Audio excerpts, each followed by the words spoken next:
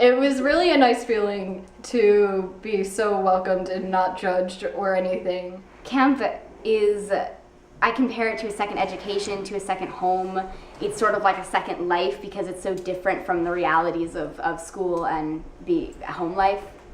NALA has really been like the best thing to ever happen to me. And I'm not saying that like dramatically or anything because it really has. I mean, it's impacted who I am so greatly.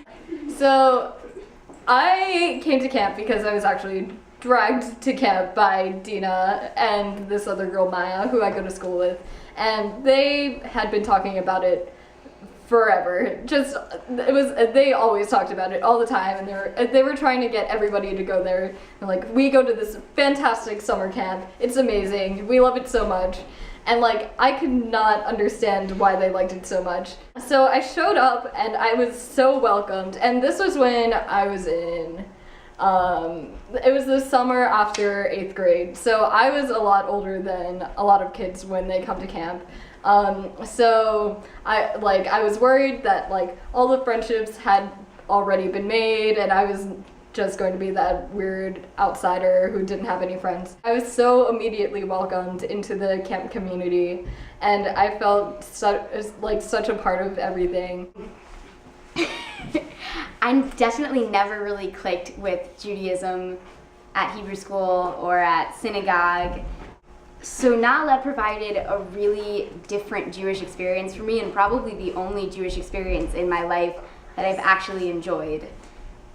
Not only have I enjoyed it, I've really become part of a Jewish community. I'm an only child, so I probably wouldn't have learned how to share if I didn't come to NALA when I was 8 years old. I want to talk about my favorite camp memory, which is in 2005. I was very young, I was 8, and we do this thing every Saturday called Musicale, which is when everyone in the camp is allowed to come up and sing something or do a dance or a poem or really anything musical to like show off your talents and your skills.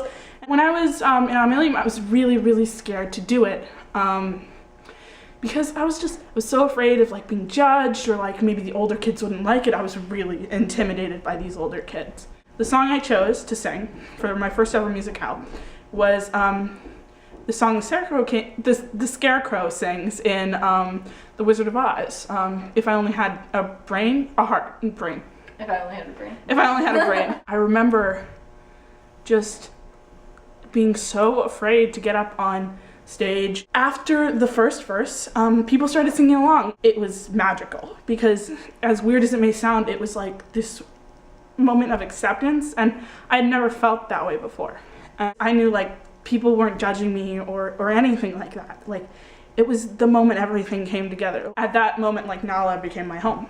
Hi, I'm Michaela. I'm 17 right now, and this summer I'm going to be in Medats, which is Junior Counselors, CITs. I started going to Camp NALA in 2005, and in 2005 I was 8 years old, and I was in Amelim, which is the youngest age group. So I've been going to camp for 8 years this summer. Hi, I'm Dina. I'm 15 and I'm post-Bogrim, which means I just finished my last summer as a chanich or a camper at NALA.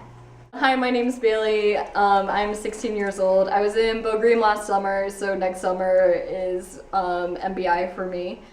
I'm part of the Tumblr admin team because as I finish my time at NALA as a camper, I know that I need to give something back. The reason I'm doing this Tumblr is to make sure that I can give that to other kids because I feel like it was such a great experience for me.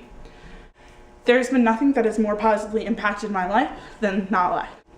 It's more than I can put into words. It's a place that's completely formed who I am, taught me all these life skills, and I've really grown up there. I've been going since I was 8.